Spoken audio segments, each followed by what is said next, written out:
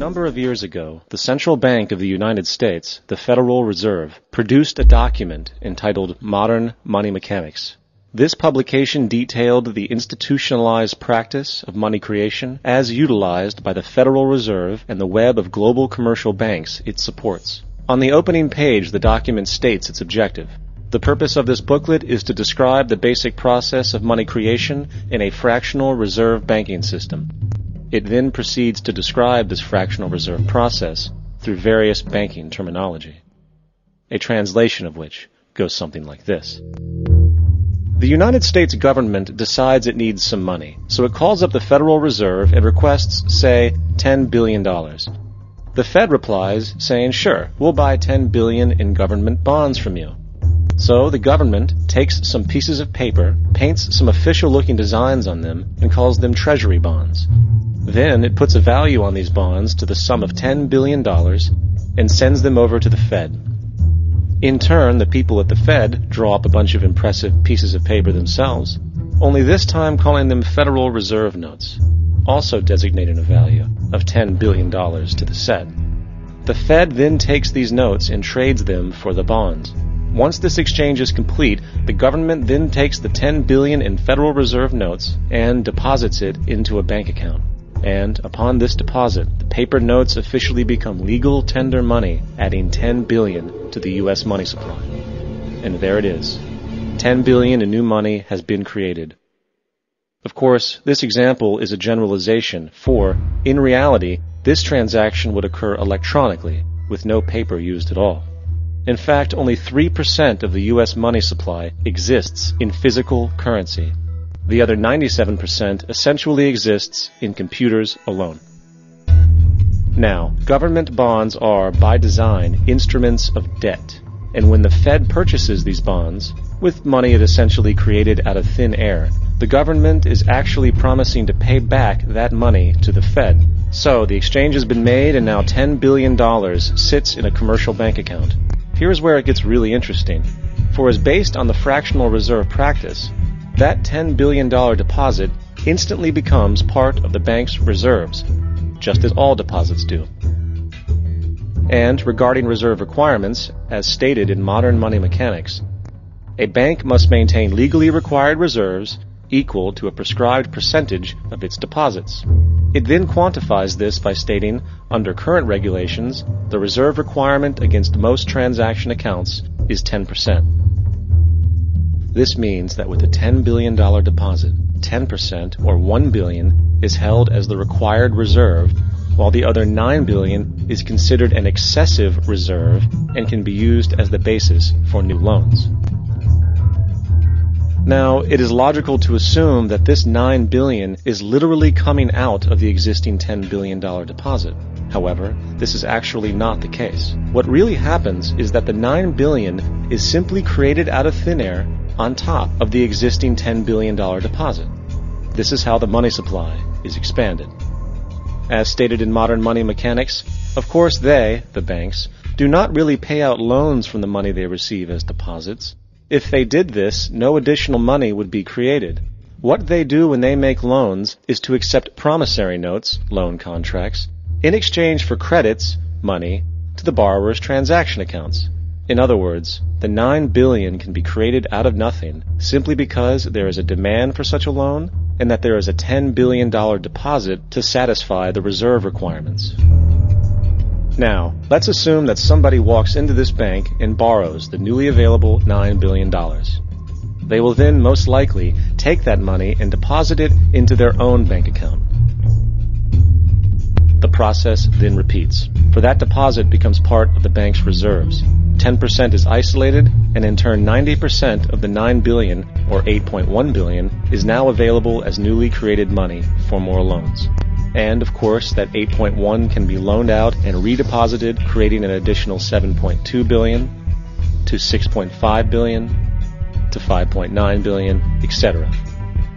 This deposit money creation loan cycle can technically go on to infinity. The average mathematical result is that about $90 billion can be created on top of the original $10 billion.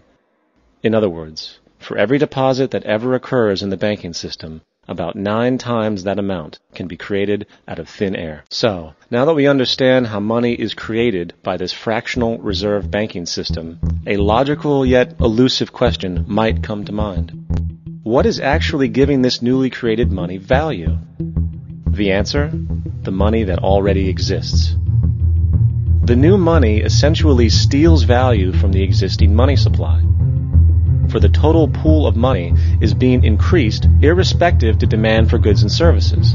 And as supply and demand finds equilibrium, prices rise, diminishing the purchasing power of each individual dollar. This is generally referred to as inflation, and inflation is essentially a hidden tax on the public. What is the advice that you generally get? And that is inflate the currency. They don't say debase the currency. They don't say devalue the currency. They don't say cheat the people who are saved. They say lower the interest rates. The real deception is when we distort the value of money. When we create money out of thin air, we have no savings, and yet there's so-called capital. So my question boils down to this. How in the world can we expect to solve the problems of inflation? That is, the increase in the supply of money with more inflation. Of course, it can't. The fractional reserve system of monetary expansion is inherently inflationary. For the act of expanding the money supply, without there being a proportional expansion of goods and services in the economy, will always debase a currency. In fact, a quick glance at the historical values of the US dollar versus the money supply reflects this point definitively, for the inverse relationship is obvious. $1 in 1913 required $21.60 in 2007 to match value. That is a 96% devaluation since the Federal Reserve came into existence. Now, if this reality of inherent and perpetual inflation seems absurd and economically self-defeating, hold that thought, for absurdity is an understatement in regard to how our financial system really operates. For in our financial system, money is debt, and debt is money. Here is a chart of the U.S. money supply from 1950 to 2006. Here is a chart of the U.S. national debt for the same period. How interesting it is that the trends are virtually the same. For the more money there is, the more debt there is. The more debt there is, the more money there is. To put it a different way, every single dollar in your wallet is owed to somebody by somebody. For remember, the only way the money can come into existence is from loans. Therefore, if everyone in the country were able to pay off all debts, including the government, there would not be $1 in circulation.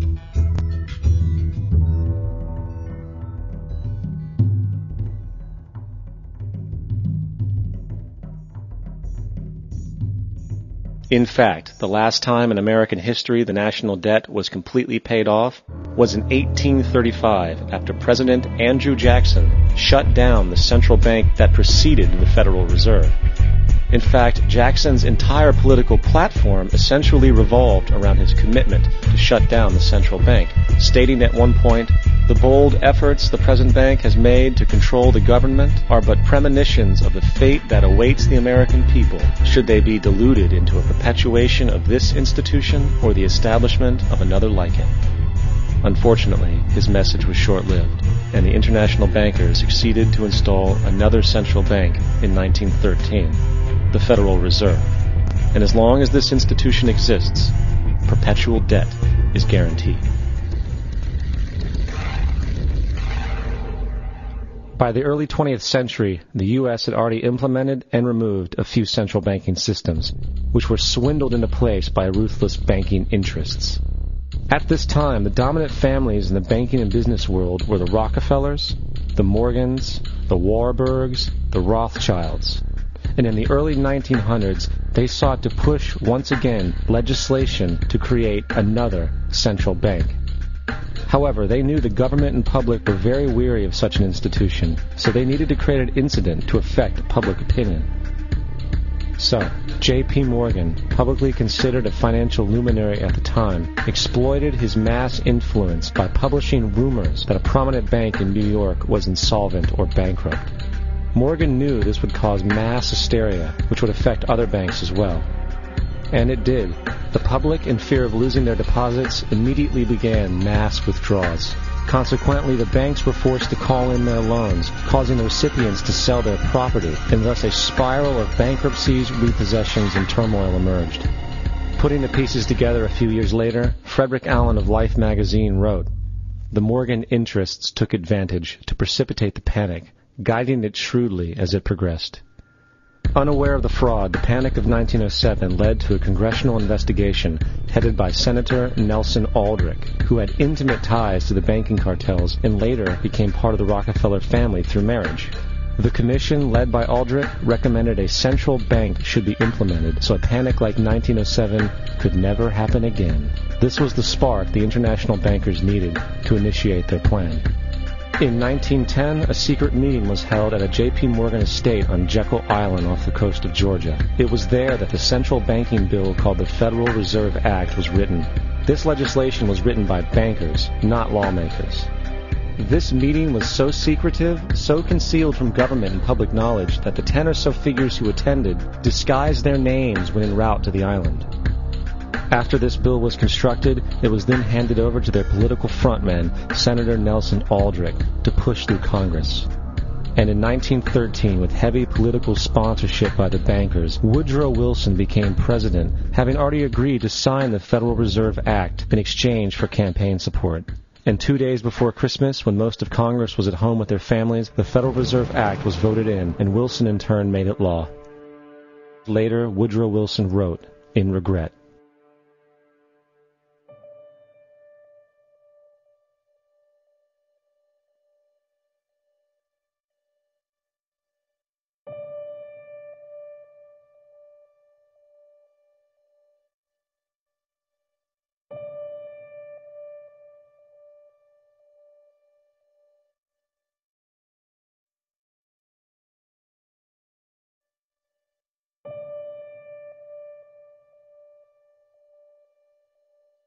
Congressman Louis McFadden also expressed the truth after the passage of the bill.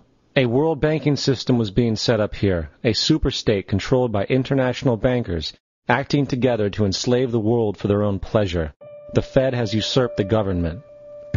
Now, the public was told that the Federal Reserve System was an economic stabilizer, and inflation and economic crises were a thing of the past.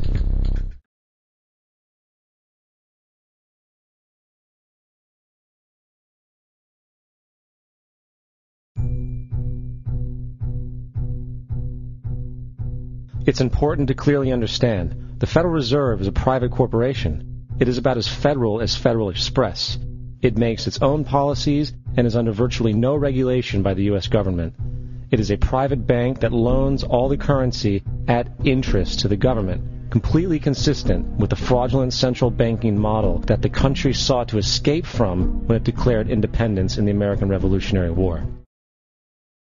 Now, so far we have discussed the reality that money is created out of debt, through loans.